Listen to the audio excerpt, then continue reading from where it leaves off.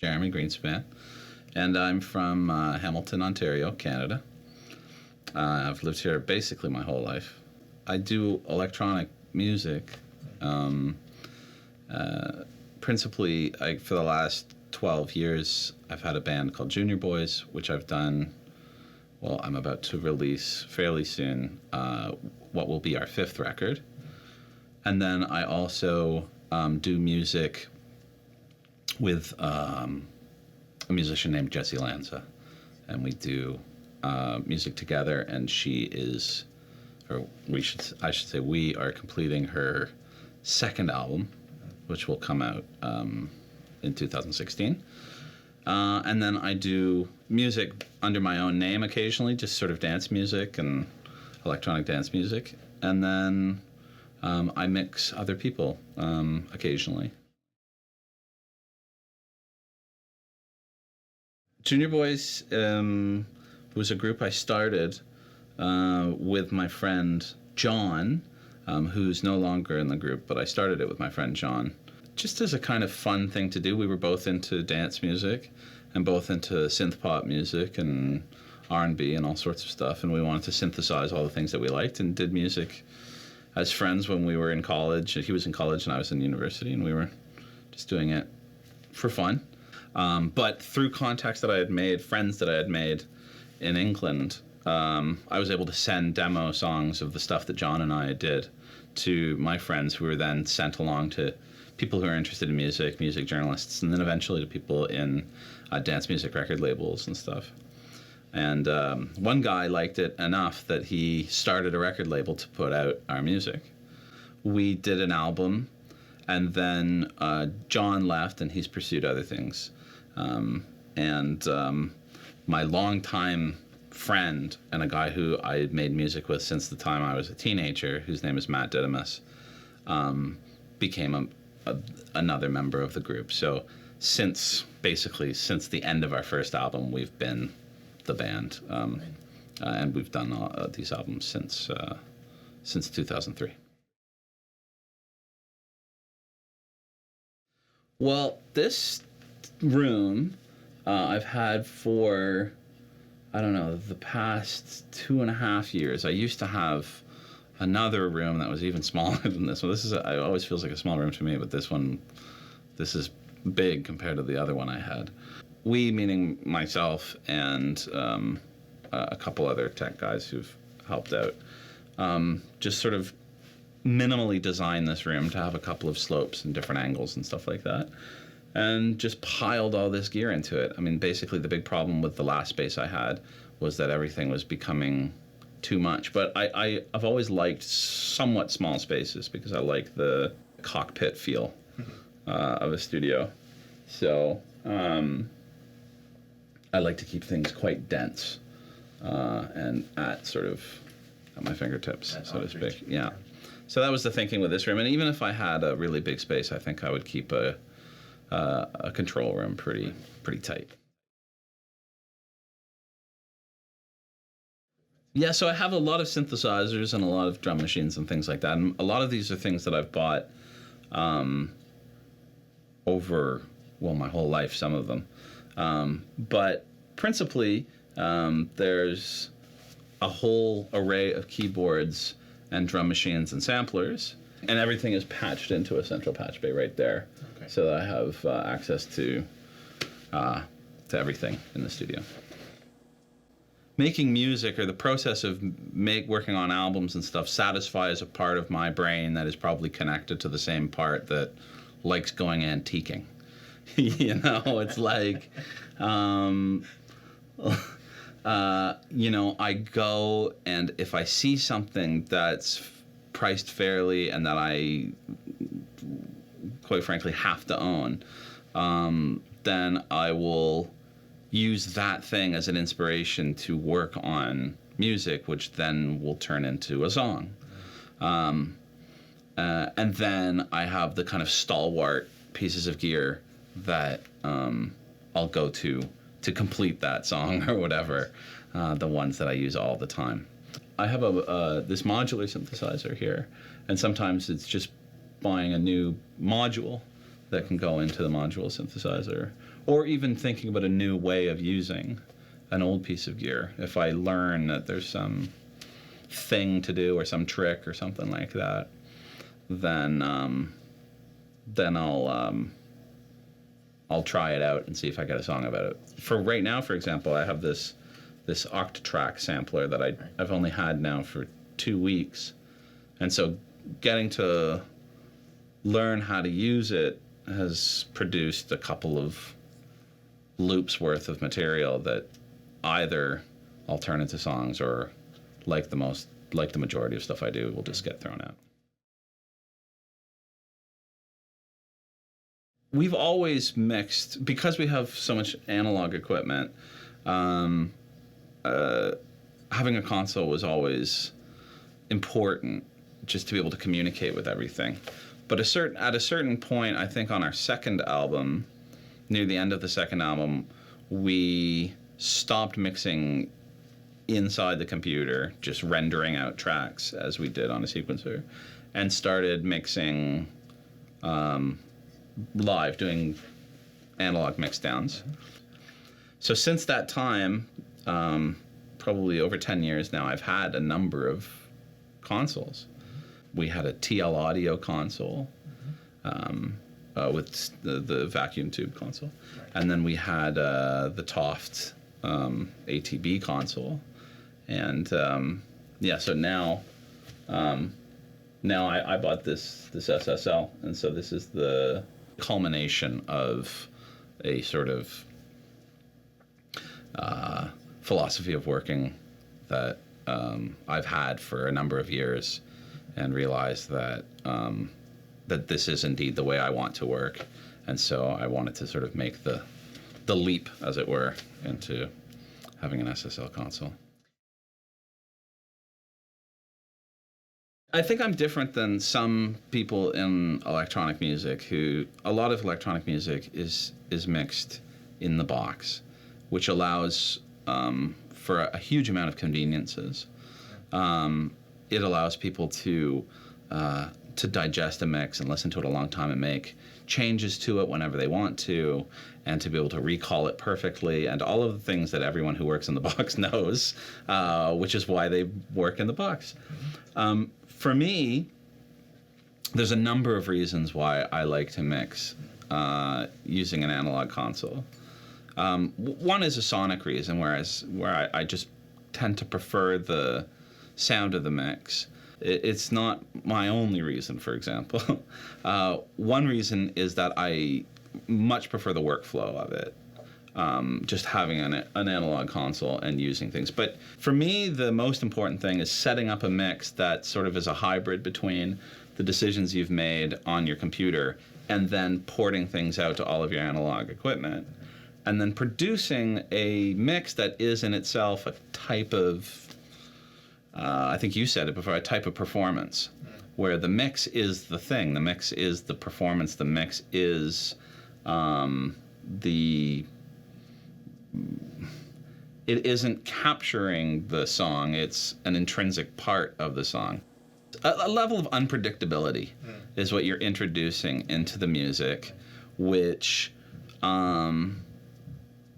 is what makes it exciting. I mean, that's what makes the music ultimately, predictable music is not good, right? Sure. So I think when you have a lot of equipment and you're doing a lot of mixing, the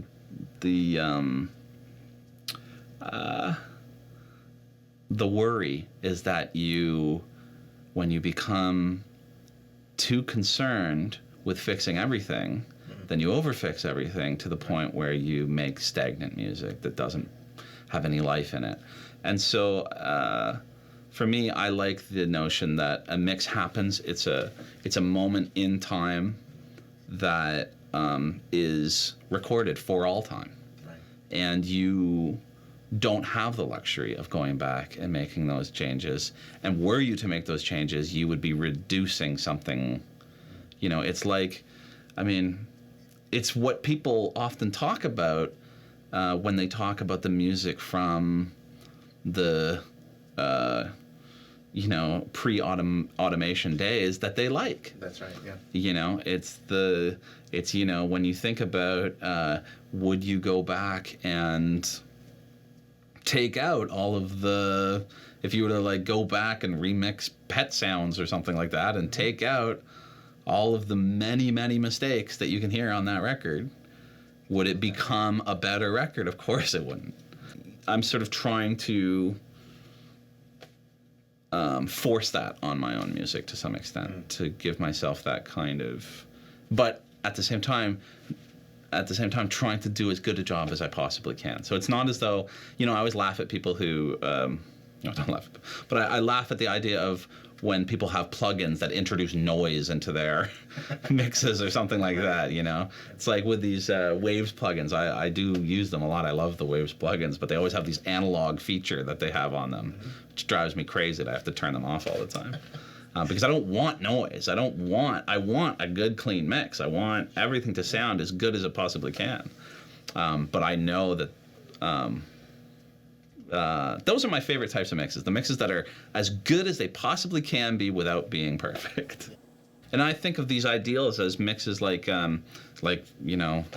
Michael Jackson's Thriller or something as being an ideal mixed album. It's a perfect sounding record, but it is still mixed in time and with outboard equipment, and it has that certain undefinable quality that rendering a track out of a computer just doesn't have. I mean, the very first thing I was doing was listening to the noise floor. That was the very first. In fact, I did that at the HHB, and I went in there and just wanted to listen to the noise floors, just gaining up everything and listening to hiss and stuff like that. And that, that really sold me on the console, actually. It's kind of funny, just going and listening to nothing is really what sold me on the console. For me, a huge aspect of, for me, it's all of this equipment is always on, and the biggest problem that I've had to deal with in consoles for the long is noise floor. That's always been the big issue for me. And so, especially in your kind of music. Especially in my kind of music, because it's the kind of music that has lots of silences in it. It's not rock music. There's no guy hitting the cymbal the whole time, So, yeah, noise floor has always been a really, really major issue. And I've had consoles that I've used that I think would be terrific consoles for rock music, but for my kind of music, they had this problem of noise floor. And SSL I knew by reputation, of course, as being very quiet. And so that was one of the things that really got me kind of excited, was to be able to get a really, really strong, good signal out of all of this stuff and keep everything super clean. And I have to admit, when I got this, a big part of me thought, like, I probably won't keep this console because I bet I'll take it home and the noise. It's one of those things you always think that you always try all this different stuff to try and deal with your noise floor issue, and nothing ever works. Whereas it really is a lot quieter. And so that was the first thing that I noticed as the major positive of it. And having something small, and with the XL desk, it can do so many different things, but it's a small footprint. Not only physically, but also in terms of, you have to think through your mix a little bit before you do it.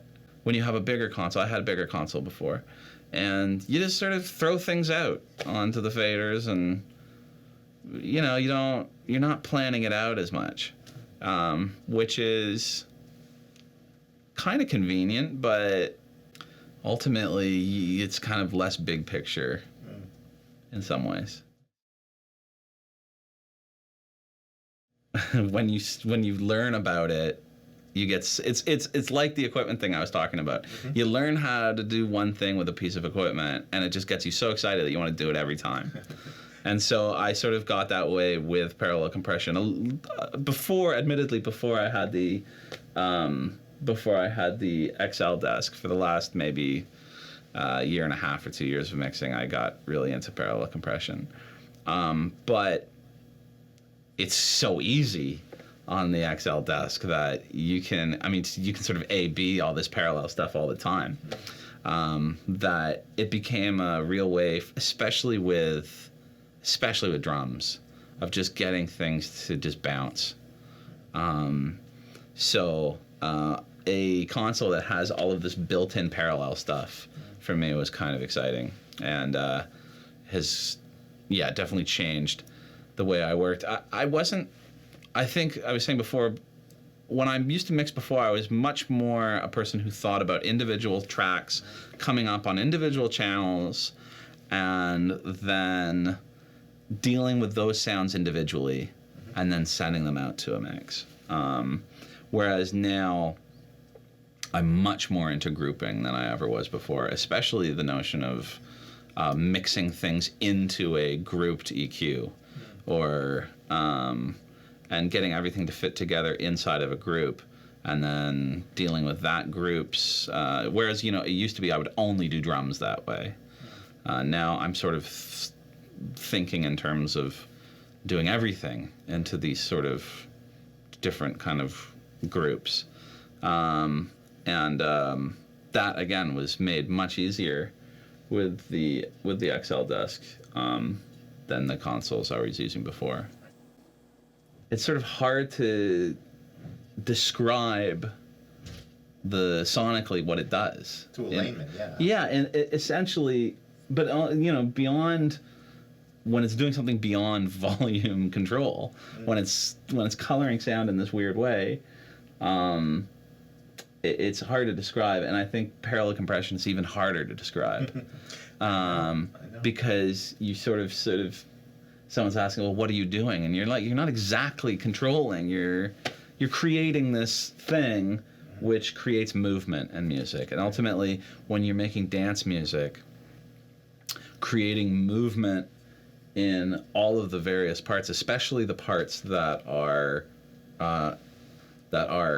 overtly rhythmic, is the difference between a mix that makes people want to dance or a mix that doesn't.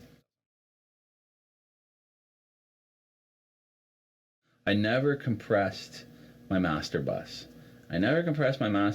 Because I always felt that is the job of a mastering engineer, and I never wanted to bring a overly compressed signal to my mastering engineer, especially because I'm sensitive to it in modern music.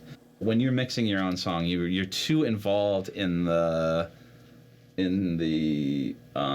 minute details to understand the big picture of mastering. Firm believer that mastering is a total art form, sure, and that there's only a few people who know how to do it really well, and ultimately it's almost always better for anyone in the world other than the person who mixes the record to be mastering the song that they mixed. So for all of those reasons, I never compressed until I got the XL desk with the built-in bus compressor, and the only reason why I use it is because the bus compressor came with this filter control on it, with this high-pass filter. And what that means is that I'm able to compress signal that isn't the bass.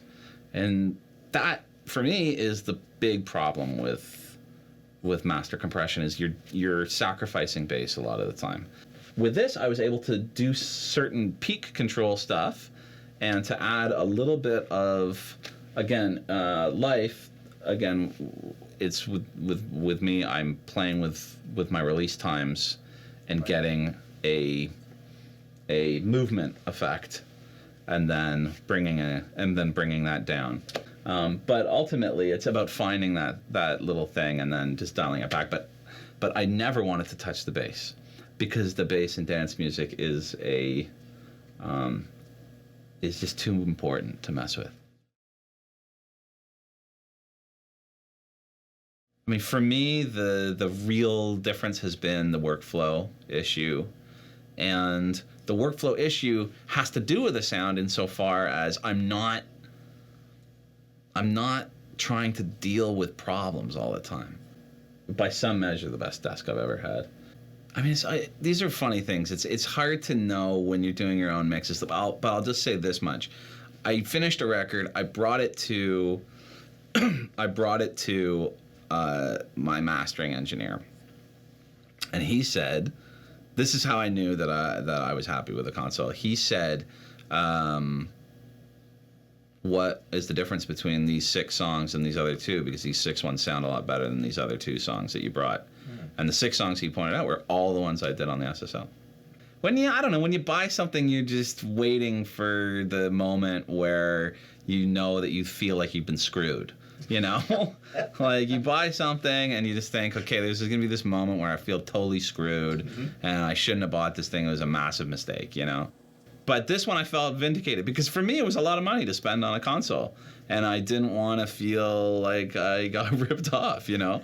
And you know how it is. Everybody's going to be telling you that you got ripped off. You know, everybody's going to be saying, like, you know, for $7,000 you could have gone and bought an old Trident console, and, you know, whatever they say. Like, nobody wants to, like, you know, everybody wants to poo-poo a new piece of gear. That's just the way it is. And so I was just expecting that moment to happen where I realized I made a mistake. And so I felt like I felt vindicated when my mastering engineer told me that he thought that my mixes on the SSL, because that's ultimately all that matters. All that matters is that your mixes are better.